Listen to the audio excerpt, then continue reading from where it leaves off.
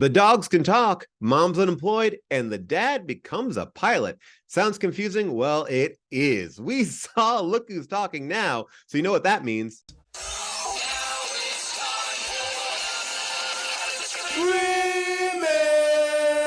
How did Schwarzenegger grow a baby in his belly, rock a rhinestone vest while ripping Justin to Kelly, or maybe see a burlesque show with Nick Crow and take a boat with speed to hitting cruise control. J-Man, Big Paul in the beautiful June, gonna take you from the goob all the way to the room. Ran the games of Street Fighter, helped to blow off steam, just a sucker punch the odd life of Timothy Green. Sharknado, the birdemic, how we staying alive. They call it in the badass and he's on the line, cranking 88 minutes cause they cool as ice, cause a bad Jim Varney looking kind of nice. Paul and June getting literal, Jason is getting laid.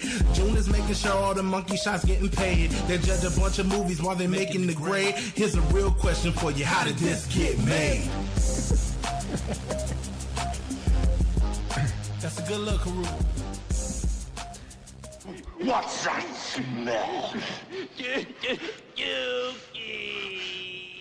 Hello, people of Earth, and welcome to Matinee Monday. I'm your host, Paul Scheer, and this is a chance for us to go back and look at some older How Did This Get Made episodes that we have pulled out of the vault and put back in our stream. That's right. You can listen to this episode I'm going to be talking about right now for free in your How Did This Get Made stream, wherever you listen to your podcast. But if you need some more convincing to hear us talk about a classic franchise-ending film, and let me get into it. This movie is bizarre. It is a PG film that's supposedly for kids that makes no sense for children. June really lays down the law in this one about cheaters. Once a cheater, always a cheater. I'm personally fascinated by the Charles Barkley doll that is the obsession of this girl who lives in New York. And we really get into John Travolta being seduced. He doesn't realize it. And I think the reason why he doesn't realize it is because the person trying to seduce him makes him a clam souffle. Yes, you heard that right. But you know what? Why don't you take a listen to a little clip from this episode? I have another question. Travolta always in the cockpit alone. That's a violation of FAA regulations. For small private charter yes, planes? he seems to fly those planes completely on his own. Yes, there need to be two. Because he's a hero. There need to be two pilots. You never see another pilot. Yeah. And also, they need to rest in between. That is a law. He is constantly, the premise is he's being forced to fly nonstop alone. Now I'm in Paris, now I'm in Boston. Just for private, like a business client. It's not like he's not like he's a pilot who is jumping around for all these different flights. No, one person he's flying everywhere constantly. Who's sexually obsessed with him? And by the way, do you get that? Do you get like why she would be so into him? Has he displayed any characteristics that would connect the two of them? They set up also that she's on the cover of Fortune 500. Yeah. And she's this very attractive, very sexy woman who's a mogul. Right. And her only option for a man, is the former cab driver. Yeah. With the corny jokes. Well, father of two, whose life is falling apart constantly. I think this is, though, like that classic late 80s, early 90s representation of a woman in like a leadership position, right? Where she's like sex crazed, doesn't care about family life, doesn't. Frosty. Yeah, like but she also tries like a to real fuck this bitch. man on Christmas Eve. Yeah. Her office is Lynchian It's like I'm like, what is this? Insane. Like she Oh has. no, she's. Where is that? Her office was. It looked like a mausoleum. Her office is like Jared Leto's house in Blade Runner 2049. They go to such lengths to It's make like her devoid of emotion or any personal connection. They don't ever seem to be having fun together. All the fun they're having is off screen, which is another weird thing because he's like, oh, she's joking with me because she bought me this jacket. She told me about this restaurant.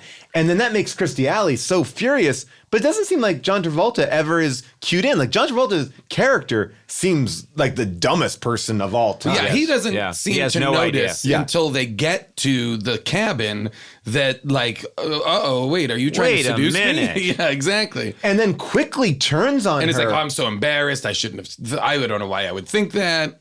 but then just sees the phone unplugged and immediately puts it all together and is like, you're a terrible person. My dog's going to pee on you. And one of the most disturbing scenes in the whole movie, just seeing. I thought that was erotic.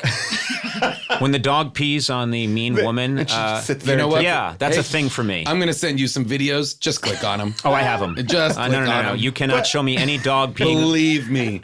sex video that I have not seen. I've got some real juicy stuff. By the way, why didn't she move when the dog is peeing on her leg? She stands there and takes it. She's into it. She's, and also it is sort of like that old classic vaudevillian bit where you and I are feuding and I take your tie and I take out the scissors. And what I've always wondered about that, and then I cut it and you stand there as I do it rather than moving back. Right. She's standing there doing a slow burn as the dog's urine is sensually rolling down her leg. Am I going to a dark place here? Not at all. love it. Let's put more light on this place.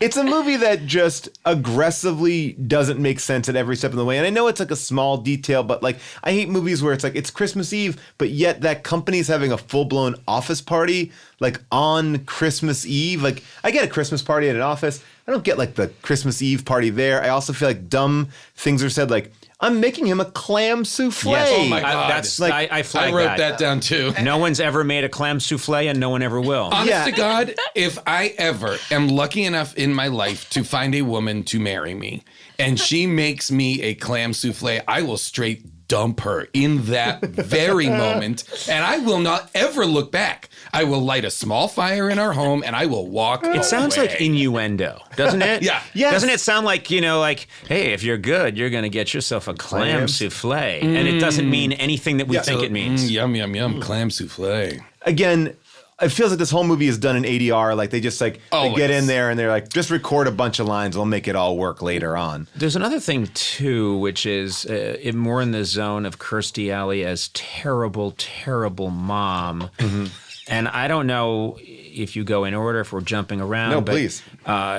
She thinks that her husband is cheating on her and is in a cabin up in the woods.